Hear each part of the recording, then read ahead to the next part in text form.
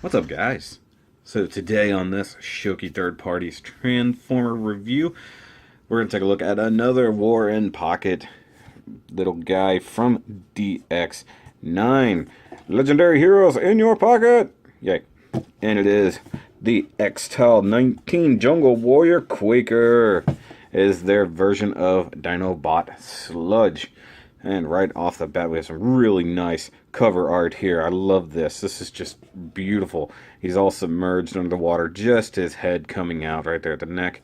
The beautiful, almost like watercolor kind of paints going on here. Maybe I'm wrong. It's not watercolors. I don't know. We do get a nice version of his robot mode right there. Come to this side.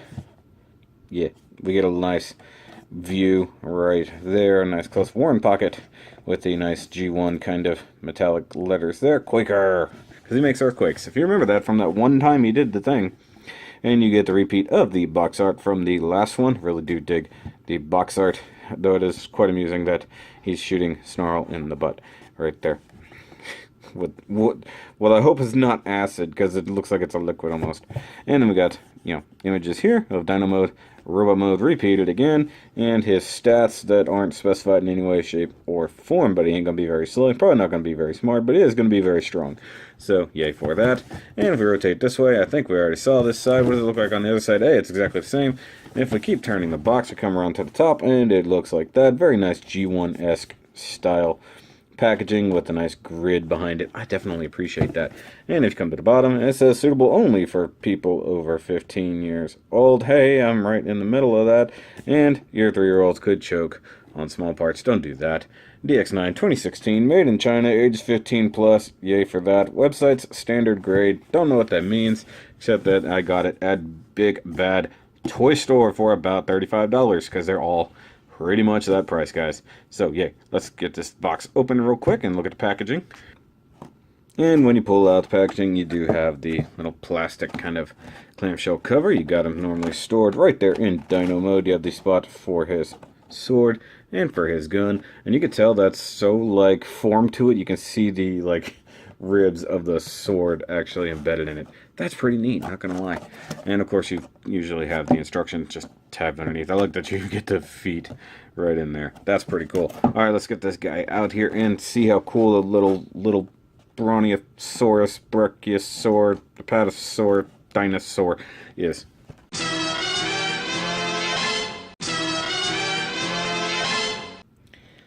Alright, here we have Quaker, or Sludge, out of the box and looking really cool. Now, I will say right off the bat, he is not a perfect representation of Sludge, but he's really close. The head is a little bit different. It should be shaped a little bit different, but not too bad. Also has a pretty wicked underbite, if we look at that. But he's really good. Like, the silver is very nice. You've got the blue.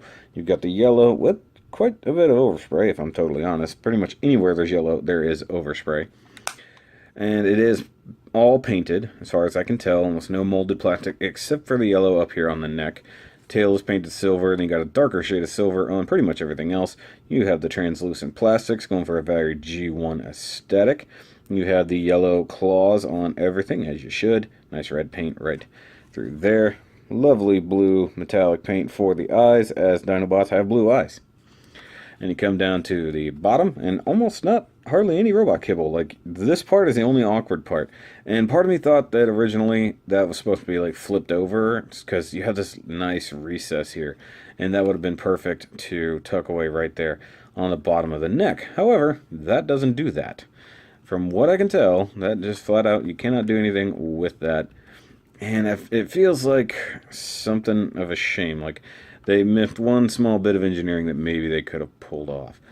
Now, while he does look really good, he does actually have some decent articulation, but also missing some, as I'll point out in a second. Now, the legs, trying to get them equal, that's about as good as you can get. You really need to bend these back legs. The front legs can rotate very nicely, and they can bend a little, but they're so much shorter than the back legs that you have a whole lot to overcome if you're really trying to get them to stand properly. It's a little slick, because that's about as far back as that can go. So knee-wise, your little foot is not going to be correct. And yeah, that's a Land Before Time reference. You heard it right here. Because that's one of the greatest animated movies from my childhood. And if you disagree, well, that's your opinion. Alright, so the legs all do their thing. Of course, because these are the shoulders and arms, they can flop out like so. They can rotate all the way around. Now, you just want to make sure you don't accidentally brush anything along here, because you can scratch it, as we'll see with the next one of these, that you can totally scratch the paint. Now, unfortunately, the neck itself, all of this doesn't really have articulation. That's where this guy, if you could move it down, you could dip the head down, but with a very unnatural break. So it's like, if they had just engineered that just a little bit different, I think it would have been a little bit better of a toy. Now you do have a kind of ugly break right here where there's a hinge. It would be awesome if this could rotate, however, because this all splits in half, you get nothing. Now the head itself doesn't have anything but rotation, which is dumb, because he's always looking up. He can't ever look slightly down or straight forward. They didn't give him a neck. Like you can see right here, this is the entirety of the thing is all right there, just right there on this swivel kind of pin. The mouth is opened like I showed before, but that is all it can do. If the head, and this will come into play later, if the head could look down, even by like maybe 1/8 of an inch, maybe 1/4 of an inch maximum, would make a huge difference in this transformer. Straight off the bat, I will say that. Because it is a very disappointing part of the transformation, not to mention a disappointing part of the actual thing here. You can see some scratches going on right through there. I really wish that overspray hadn't been so bad, because you see major bleed like right there. So maybe I'll tweet DX9 and see what they have to say about it. But anyway, let's compare him to one of his compadres that we've already looked at. And we have Rager, or G1 Grimlock.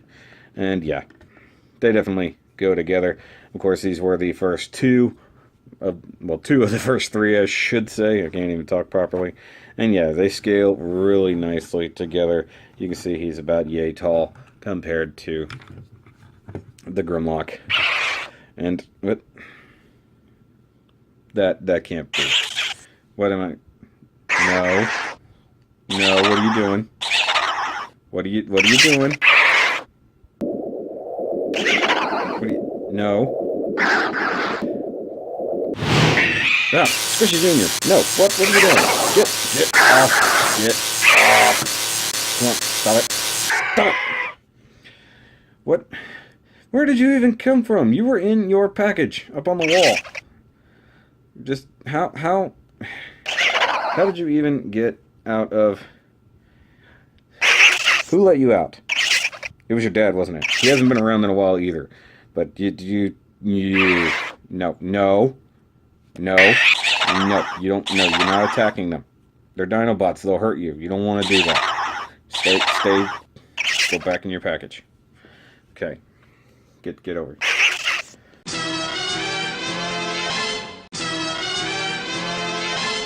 Sorry, guys. Hey, they don't want to cooperate ever. Alright, so it's been a while since we've had small robots on tap here. Now, of course, let's compare him to something else. Bring in the Wally. Wally, this is another robot dinosaur. His name is Sludge. Sort of. You can pet him. Sort of. Come on. Touch him. There you go. Now it looks like he's like nuzzling you. Get out of the way, Grimlock. That's pretty cool. Wally always enjoys meeting other robots. Let's see if Wally can ride him. Yeah, but that's unfortunate. Let's not do that. Okay. So, I don't have a G1 Sludge anymore. I covered it, I don't even know when. I talked about it a long time ago, but it was a secondhand one. I think I got it from one of my cousins, and it had stuff missing. The stickers were all peeling. I think there was definitely a chunk missing off of them. I think some of the clear plastic parts were gone. But yeah, this is actually a very nice representation of Sludge. And you don't get any accessories for him in this mode. But if you guys really want to see it, we do have the instructions on this nice little fold-out card. And they're fairly well easy to follow, although this area right in here, combined with this, is where we start running into problems. And we'll look at it. But that's where I was saying that is going to be an issue. Now, also, it does make him look like a breakdancer, does it not? Yep, you didn't realize you had a breakdancing dinobot in your hands. Alright, so let's go ahead and get to the transformation. Alright, so what we want to do, we need to do a thing for, okay, pop the tail, first and foremost. And I'll say, I think this guy was mistransformed right out of the box, and I'll show you what I mean. Because originally, see how I have the head kind of tucked away right underneath the butt there? His head was actually facing down in there, and you can see that little scratch right in there. That is actually damage caused by the head, and there's damage on the head. So I think, and I'll have to consult the instructions a little bit, but I'm pretty sure it was mistransformed right out of the box. So it is partially damaged also right out of the box. So you want to fold up the arms on the shoulders like so, and kind of get them out of the way to clear all of this mess. Ow. That was an unexpected pop. And that's really pointy, by the way. So if you have a small plastic pry tool, like I had to use the original Lego pry tool to get that open originally. Now you've got these big kind of angled tabs that go away in there. Oh, sorry, gotta have the tail folded out a little bit more. It takes quite a bit of finagling, so you want to get these sides out of the way, scraping as little as possible. Of course, you're going to scrape along the back here. And these things are mounted on ball joints, so those will come in handy later. So more or less, you just want to get those out of your way and leave the tail kind of chilling out like so. It's on a double hinge, but you just want to get it kind of loosely out of your way. Now you come under here, flop that down, and you can kind of pull all this up on a double hinge, which is technically the knees. Come up here and you can split the legs / feet in half, so you end up with dino heads flopping all around. So come here, move that skirt out of the way. Kind of want to move that out of the way. Now you can see the dino neck is totally in the way of the legs. So you want to use this hinge here, flop that out. And as you're flipping it out, you can go ahead and rotate this around, folding this back, folding this inward, like so. And just kind of leave that for a minute. And then this is where we're going to run into problems on this side. So we're going to unfold that, rotate that under, and you can swing the dino head around, flip this back in here. Now what I want you to do is rotate the dino head on that point of the neck, and then kind of, I'm already screwing this up, I can see it. Rotate this back here. I rotated it the wrong way. I apologize. Rotate the head facing this way. So what you're going to end up with is the dino neck tucked away like so. And you can see the mouth and the face and all of that is just kind of there. Now that's going to run into a problem here in a second. I guess you can kind of tuck that one away. You're going to have to push that all the way forward so the cutout works like that. Now the back legs, you want to grip it right here, pull it all the way out. It's on a very, very stiff sliding mechanism right there. I'm going to rotate it around. Watch all that flip over. Because one thing this one has is very floppy hips. Now actually, you got to leave a little bit of room or else you can't get this back in here.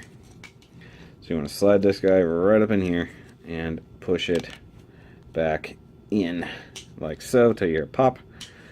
Close that in, make sure that bit's tucked away, and actually this part is done. So see how that's nicely put away there, and the foot is flush, so that part is done. Now what we want to do is do the same thing over here, but not at the same time, because you want to pull this out on the slider as far as you can. It's gonna want to do weird things. Rotate it out of the way because you've got to clear this head. Now, one thing you're probably going to instantly see is the foot and the head cannot occupy the same space. Right? Right. Why does my camera look funny? Alright, so I was on the wrong video mode, so if that whole section looked a little bit different, that's why. So caught it, we're just going to proceed from here. Alright, so here's the problem. The head is here. It is hitting, obviously, in the foot. Now, the instructions, I think, truly want you to somehow tuck this head further away and put this where the head goes. It really does. You can't. And believe me, I've tried this a dozen different ways. There is no way to effectively hide this head or make room. I mean, you could try tucking it up that way. That doesn't work, because every little thing is in the way here. And even that, it gets in the way of the main hinge. Okay, so if you want to tuck it the other way, well, that really doesn't work. Straight up and down doesn't work either. Still in the way. So really, you are only left with this angle. I mean, even if you like really get kind of extreme, but then it's popping out the bottom. So your only recourse here is to swing it as far as you can and leave it like this. I mean, you can push it in, but you're just going to be brushing up against the head. So I'll show you.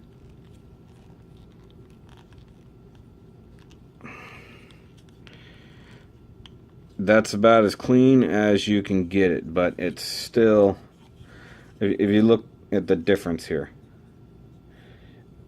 they really should have engineered that better. Like, I don't understand, and I'm not a Transformer designer, obviously, but I don't get why they thought that was a good plan.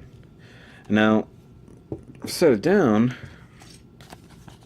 and we'll look at the instructions, because it's a very specific spot. So right here, you've got the head. You can see it right there. You've got the head facing inward with the mouth slightly open. And they say, okay, you flip that around, no problem. This side you can see easily, yeah, you tuck that away. And you see this side. What are they doing there? You see a claw going on top of the head, and you see the other one going into the head. And perfectly flush and straight. I think they've truly just went, okay, it's CG, it doesn't matter. Because even if you look here, mind you, this is supposed to be an image of the actual toy. Even right here, it shows that foot being completely in there. Like, no problem. I mean, am I crazy? Does it look like it can go further away? I mean, hold on. Let's look at this. I mean, even at its farthest away point, even tucking it as far in as it can physically go, there's no way. It can't. I mean, it's close, but you can't tuck that foot totally in there. I mean, that is close. I granted, that is as close as that's gonna physically get, but I don't even think, because this shows, if you see right there, at that angle, this mouth and everything is closer to the end. It's closer to over here. Opening the mouth doesn't do you any good. It doesn't get the head out of the way. And if you tuck it further, I guess, it doesn't do any good. So I push that all the way in, and this is automatically what happens. I mean, it physically can't go in any further. The head can't turn anymore. So if they had given the ability for the head to tilt, they put just a hinge right there, it may have been perfect. But as it stands, you cannot do it. I mean, maybe I'll look up another reviewer and see if somebody else had better luck than me. Maybe it's a very specific angle we're supposed to be at here. Something. I mean, you guys tell me. You tell me what you see versus what's happening here. I mean, I can't figure it out for the life of me. That is as good as I can get it. Even that isn't working. So I'm going to leave it and just go ahead and finish the rest of the transformation, because that's only fair to you guys all watching this. And we'll talk about that whole situation a bit more. Okay, so what we want to do is rotate the entire body. Mind you, the wings are kind of in the way. So get the wings up and out of the way. And now you can fold everybody forward. Move the wings down. And right there, that is the paint being scraped off just by rotating that. Flip the head up. Flip the chest up. Move the wing to the back. Really as far back as it'll go. Oh, we can go ahead and close that down. I wasn't paying attention. I thought it was closed all the way. Alright, so really this should be tilted up like this, but now it's interacting with the tail. Now the hands do hide away, like so. However, there's no getting that out of there except with the sword. So fold that out, close the claws back. Now I like the way those are hidden, don't get me wrong. I just think that if they were going to do that, they needed to have some flip tabs or something, because there's no way to reach that except to use a tool or a weapon, realistically. But there we have Quaker transformed and in robot mode.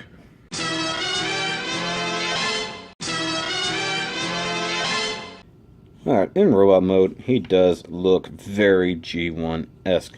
So I'm going to pull him over here and bring up an image. Yeah, I mean, he's really, really close. Now, there might be a couple things here and there that might be a little bit off. But one thing that kind of sucks, you got to really tilt the head back to see those really nicely painted blue eyes. This is maybe a case where a little bit of light piping would have been good, because they even, it is clear plastic, but they paint it metallic blue, so it's really funny that that's what they do. Now guys, here's the damage I wanted to show you. So right there, see that big chip of silver paint gone? That's what happened because it was mistransformed inside the box. Now I could probably just take a little bit of Gundam marker to it. It's never going to be a perfect match, but at least it won't be a chipped thing. We also got some yellow overspray again right there on the hand. So DX9 need to do a little bit better. But yeah, and you can see here major paint scrapage just from just sliding that over that edge. Now mind you, should get it like halfway and then it should go, but that doesn't do that. I mean, like flat out doesn't do it. It will always hit right there as you're flipping it. So that is a thing. Now you got the yellow on the claws. You've got these new parts right here because you can actually see you got some crotch flap skirts going on there. You do have black on the chest, translucent chest part that's nice and clear like it used to be, place where the Autobot symbol will go eventually. You do get ball jointed hips that are a little bit loose, but they're not horrendous. The next one we're going to look at will be, I'm telling you that right now. So yeah, articulation, head does move on the ball joint, although incredibly stiff. Can't look up, can't look down, just kind of stuck there. Actually, it might not be a ball joint. Ball joint is below it. But it would be nice to actually give him a little bit of head articulation. Shoulders do just like they did before when they were legs. So now the elbows do a thing this direction. You got no wrist articulation whatsoever.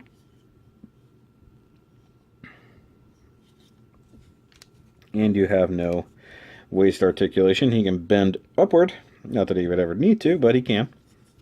Legs are ball joint mounted like so, which, you know, if I need to tighten it up, just a little bit of pledge or maybe even some clear coat in there will be fine. You do have thigh rotation. That's good. You got a single jointed knee, which is good for not quite 90 degrees because of the thing. And you have nothing in the feet, no kind of ankle articulation, nothing. But I guess if you need a little bit of something, you can totally tilt the dino feet and maybe give you a little bit of movement here and there, like so. Give you some like heel spurs, kind of. some fake heel spurs. Give him a little tilt. But you do have the obvious and obscene dino head coming out down there. Now, even if I wanted to tuck that away, you could maybe... What did I did a thing before. What was it? I think I tucked... Just did this number. Or did... No. I know what I did. I did this. And I think that actually doesn't look too bad. So, I mean, you can even do it on this side, and it'll match. Like so. Now, he does lose his heel spurs. But, you know, also his knees don't operate in reverse. But it actually keeps him from flipping back a little bit. So, honestly, I think that's a decent way to do it. You lose the dino head sticking out of the feet. You get a little more support. And, honestly, it doesn't look terrible. And if you need to move the knees a little, you could do that too. Just make the adjustment, guys. Make the adjustment. But, you know, it's your toy. Do with it as you will. Of course, he does have... There goes the dino head again.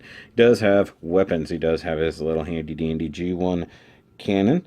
Also having a weird clear coat crisis. Shiny up here. Semi-gloss, maybe damage there. No clue what's happening on this. I could probably use a coat of semi-gloss just to knock it out. Now, unlike Grimlock, he can totally hold his sword straight and forward like so. See, look, yeah, that little bit of rotation there. He does function a little bit better, though he does want to rock backwards a little bit now. You can't win for losing, guys. You just can't. Dino head just sticking out. Sticking out. Now, alternatively, if you really want to, you could have the dino legs just coming out this side. You know, if you really want to, be very G1-esque. It is just up to you, honestly, however you want to do this, guy. It's your prerogative. You can do with it as you will.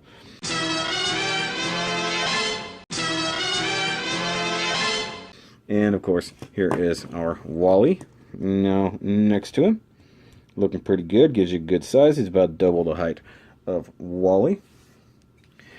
We have our good friend, the Gossip Stone.